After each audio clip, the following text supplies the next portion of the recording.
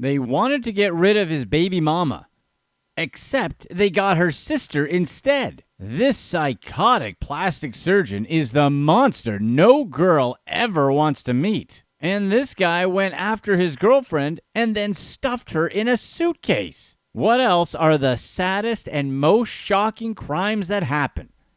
Let's find out, starting with number 6, mistaken identity. Kevin Lewis from Lynnwood, Washington, was handed a life sentence for his role in this tragic case. His plan was to get someone to take out his ex-wife, but tragically, the people he hired took out the wrong person instead. Lewis, in his 30s at the time of his sentencing, had reached out to his cousin, Jaredon Phelps, who was 19 at the time, offering $2,400 to get someone out of the way for him. Phelps agreed and listed his friend Alexis Hale, who was 17 at the time, and the two set off on a nearly 300-mile drive from Spokane to Everett, Washington, where they were told their target lived, picking up a firearm along the way. Lewis's approach to the crime was clearly calculated, but incredibly sloppy. After Phelps and his teenage accomplice arrived in Everett, they met up with Lewis, who got into their car and personally guided them to his ex-wife's house. When they arrived, Lewis handed over an envelope filled with $100 bills as payment and told them what to do. Take out whoever is in that house. With the briefing and payment complete, the pair dropped Lewis off at his house and returned to carry out the crime. But there was a slight problem with the instructions. Lewis had shown Phelps his ex-wife's house and said what he wanted done, but left out key details, such as who lived in the home or even who the target actually was. Phelps testified that he didn't even know it was Lewis's ex-wife who was supposed to be targeted. Instead, he was told to eliminate whoever happened to be at the address at the time, which seems weirdly careless, doesn't it? It makes you wonder how Lewis didn't see how much vague instructions could easily backfire. Just telling someone to take out whoever is home is practically asking for the wrong person to end up as the victim. And sadly, that's exactly what happened. When the pair knocked on the door in the early morning hours, it wasn't Lewis's ex-wife who answered, but her sister, Alicia Canales McGuire. She was babysitting her sister's children while their mother was away on a business trip. Believing Alicia to be the intended target, Phelps opened fire, hitting her multiple times before leaving the scene and heading back to Spokane. After the incident, Phelps reportedly spent the payment on luxury items, including Timberland boots, a Ferragamo belt buckle, and got some tattoos, trivial things in exchange for someone's life. However, their involvement was eventually revealed when Hale was bragging about their crime at a party nearly a year later. Why she'd be bragging about a crime like that, especially one that she messed up, is beyond us. But apparently, someone believed her, because a tip led investigators to the pair, resulting in their arrests and subsequent convictions. Phelps and Hale both pleaded guilty to charges connected to the incident. Phelps received over 31 years in prison, while Hale was sentenced to 15 years. Meanwhile, Lewis faced trial as the mastermind behind the plot. Prosecutors discussed his history of mistreatment towards his ex-wife, including a bunch of previous threats to harm her. During his trial, chilling details emerged, including testimony from his ex-wife, who recounted years of intimidation and mistreatment at the hands of Lewis. The sentence brought some closure to Canales McGuire's family, who spoke about her aspirations and the profound loss they experienced. Lewis, now serving life without parole, was also ordered to have no contact with his ex-wife or her children. Not that that was likely to be happening anytime soon. Number 5. The tragic relationship. John Poulos, a private investor from Texas, faces extradition to Colombia after being the subject of an international manhunt. This was after his girlfriend, 23-year-old Valentina Trespalacios, a rising DJ with a bright future, was found in a suitcase abandoned near an airport in Colombia. Valentina's body was found inside a blue suitcase abandoned near the Bogota airport in Colombia. Authorities determined the cause of her passing as mechanical asphyxia, meaning someone deliberately stopped her from breathing. The suitcase's discovery prompted an international investigation, ultimately leading to Poulos' detention in Panama. Valentina had been performing as a DJ for several years, gaining recognition both locally and internationally. She balanced her career with her studies and was seen as a rising star in the music scene. Poulos met her through a dating app, and the relationship quickly became serious. According to her family, Poulos had even planned to marry Valentina and move to Colombia. However, his increasingly controlling and possessive behavior, including allegedly hiring a private investigator to follow her, caused concern. Surveillance footage from her final evening showed the couple arriving at a nightclub where Valentina had a DJ set. She greeted colleagues and took to the booth, while Poulos lingered nearby.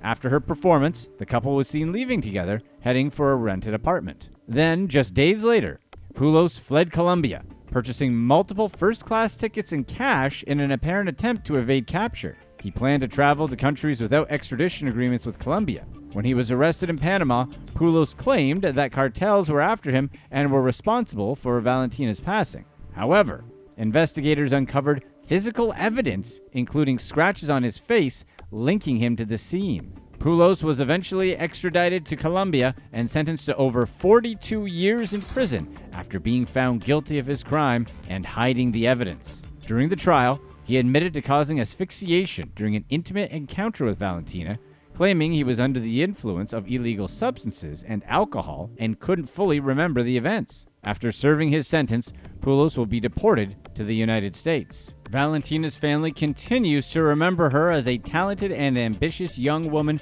whose life was tragically cut short. While justice has been served with John Poulos' conviction, her story is a sad reminder of how quickly poor decisions and recklessness can easily destroy lives. For her loved ones, the sentence might bring some solace. Colombian prisons don't have a reputation for their delightful baking programs, you know. But the sentence will never undo the profound loss of a loved one whose life was needlessly cut short. Number 4. Haunted relationship.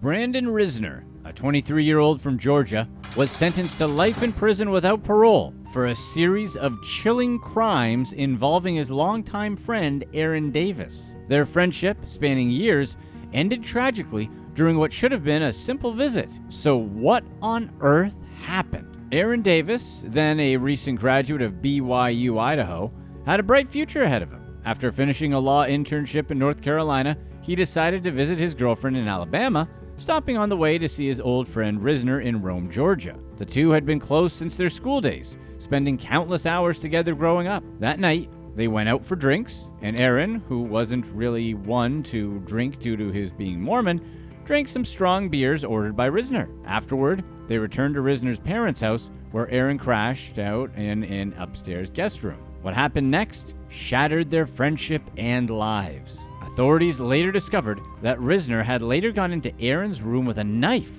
and went after him. Aaron was apparently unaware, likely passed out from the drinking, and didn't even attempt to defend himself. Investigators found clear evidence in the bedroom and throughout the home, describing the scene as deeply disturbing. After the deed, Risner had attempted to cover his tracks, searching online for ways to clean up and dispose of evidence.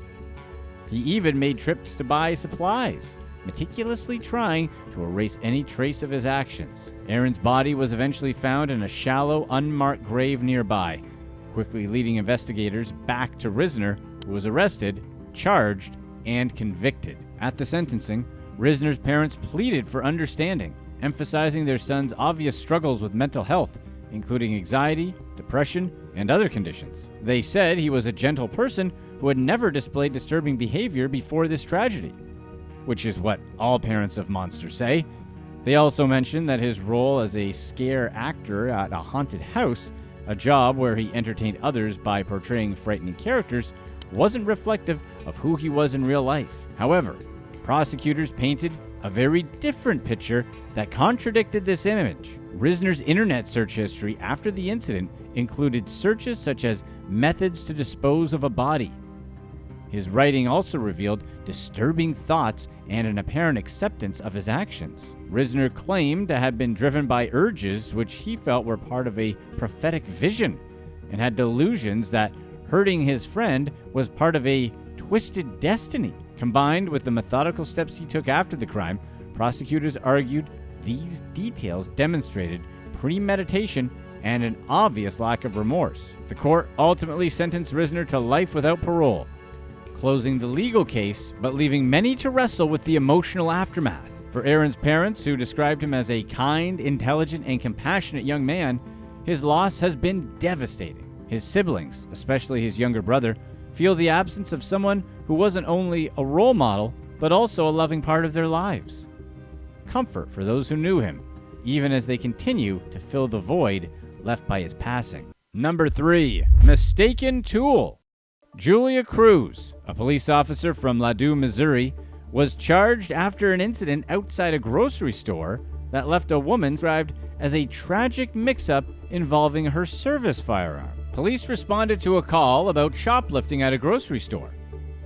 When Officer Julia Cruz arrived, she encountered 2 women who were accused of attempting to leave the store with stolen items. As Cruz confronted them, one of the women, identified later as Ashley Hall, appeared cooperative at first, but later attempted to run. However, Hall fell during her attempt and quickly began complaining about injuries. Cruz called for medical assistance while trying to secure the situation by placing Hall in handcuffs. However, Hall managed to break free from the officer's grasp and tried to run again. It was during this chaotic moment that Cruz drew what she thought was her stun gun, intending to stop Hall. But it wasn't her stun gun she drew. As the woman ran, Cruz drew what she believed to be her stun gun, shouting the standard warning before firing.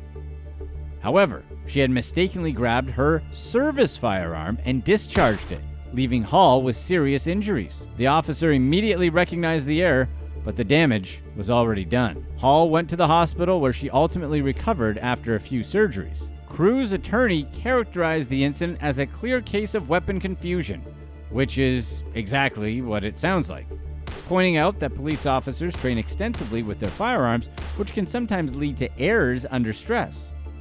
He argued that the mistake, while tragic, didn't warrant criminal charges. However, the prosecuting attorney disagreed, citing the lack of an immediate threat to Cruz's safety during the confrontation as the basis for the charge. If convicted, Cruz initially faced up to 7 years in prison. In a restorative justice mediation, Ashley Hall and Cruz met to discuss the incident and its impact. Following this meeting, Hall requested that the criminal charges against Cruz be dismissed, and the court granted her arrest. The case highlights ongoing concerns about the mix-up between stun guns and firearms, an issue that has occurred at least 13 times nationwide since 2001, which, granted, isn't a lot, but it's more than you'd want when it comes to these instances. Experts point out that while rare, such mistakes can happen due to the similar feel of the 2 weapons, especially under stress. In addition to the mediation, the city of Ladue reached a $2 million settlement with Hall in 2020 to address the injuries she suffered. Though the city didn't admit wrongdoing, the incident has continued to spark conversations about police training and accountability. We're relieved that no lives were lost, but it's surprising to some that Hall received a $2 million settlement after being involved in shoplifting and resisting arrest. Cases like this often spark debate. Does it send the right message? Getting hit in the back is no small thing, and the outcome could have been far worse. Number 2. Disturbed healthcare. Renee Ayard, a former healthcare worker from Jersey City, has been sentenced to 14 years after admitting to mistreatment against her 80-year-old patient, Robert Rayner. Rayner, who had been battling cancer and relied on oxygen support, was found with significant injuries and a note pinned to his chest, making some pretty serious accusations. Renee Ayard, a former home healthcare worker, had been living with 80-year-old Robert Rayner as his caregiver in a shared residence. She lived there with another woman and 2 children, providing assistance to Rayner, who was battling cancer and dependent on an oxygen tank. According to neighbors, a physical confrontation unfolded over several hours one night. Loud and persistent noises, described as bumping and fighting, echoed from the home, which were obviously very concerning to those who heard it. The next morning, emergency responders discovered Rayner's lifeless body in his home, where they noted extremely severe injuries. Adding to the shock, a disturbing message had been written on his chest, accusing him of inappropriate actions involving children. Investigators, however, found no evidence to support this claim. Rayner wasn't listed in any relevant registries, and his family strongly denied the accusation, describing him as a caring father and grandfather who would never harm anyone. After the incident with Robert Rayner, Ayard fled to Manhattan, where she was arrested hours later on unrelated charges. Following her arrest, Ayard made a series of bizarre statements to law enforcement that reflected her deteriorating mental state. She described herself as a sovereign citizen, insisting that the authorities had no jurisdiction over her. She spoke about seeking spiritual redemption, claiming she had redeemed herself and repented for her sins. Ayard also made cryptic references to devil worshippers watching her and accused others of doing the devil's work. At one point, she questioned the legitimacy of the judge, dismissing them as merely an auditor without real authority. Her statements were disjointed and rambling, including remarks about being awake for days and expressing feelings of failure as a mother. These comments painted a troubling picture of someone deeply disconnected from reality. While she initially considered an insanity defense, which it seems like she probably could have got, she ultimately pleaded guilty. Ayard's actions paint a tragic picture of a mind that's clearly falling apart. As of the release of this video, she's serving out her 14-year sentence. However, given her behavior, we wonder if prison is even the right place for her. Number 1. Psychoplastic surgeon. Amar Mahmood, a plastic surgeon from New York City, is facing a $10 million lawsuit alleging severe mistreatment against his former girlfriend, Maya Willow Cias, a Los Angeles-based model and singer. The allegations tell a harrowing tale of terrible behavior, with claims that Mahmood even performed a procedure on Cias without anesthetic. Cias met Mahmood at a Miami yacht party and was initially charmed by his charisma. Their relationship began with lavish dates, extravagant gifts, and trips to luxury destinations like Dubai. Mahmood even arranged to move Cias's belongings to his Fifth Avenue apartment. However, the idyllic romance quickly gave way to alarming behavior. The lawsuit claims Mahmood frequently used illegal substances and alcohol, which fueled controlling and physical behavior. According to Cias, he manipulated her with expensive gestures before isolating her and exerting control over her movements. She alleged he monitored her phone and even prescribed her antidepressants to keep her compliant. One particularly terrible episode allegedly occurred in June of 2023 when Cias confronted Mahmood after discovering him partying with other women in his apartment. The altercation escalated, leaving Cias with severe injuries. But instead of seeking proper medical care for her, Mahmood used his position as a doctor to inject fillers around her injured eye without anesthetic, causing both physical and emotional trauma. For those of you who don't know, injecting fillers can be painful, especially without anesthetic. Fillers are typically injected into soft tissues using a needle, and while many procedures include numbing agents to minimize discomfort, the sensation can still range from mild to very uncomfortable. Without an anesthetic, the process can be excruciating, particularly in sensitive areas, such as around the eyes or over injured tissue. In Cias's case, the lawsuit claims she felt the needle scraping against bone, which would amplify the pain significantly. Cias claims his extreme behavior continued for months, including incidents of forced participation in non-consensual activities and physical mistreatment. According to the lawsuit, she endured this out of fear for her safety. She finally escaped the relationship by leaving for a modeling job in California, where she simply chose to stay, leaving everything she owned back in New York. The lawsuit also includes accusations of negligence and emotional distress. Cias said that her career and personal life have been understandably deeply affected, leaving her emotionally withdrawn. Mahmood, of course, denies all allegations, describing them as untrue and unreflective of his character. It's easy to wonder why Cias didn't leave at the first sign of trouble, but it's important to understand that power dynamics in these types of relationships often make escape far more complicated. Click to watch one of these next videos.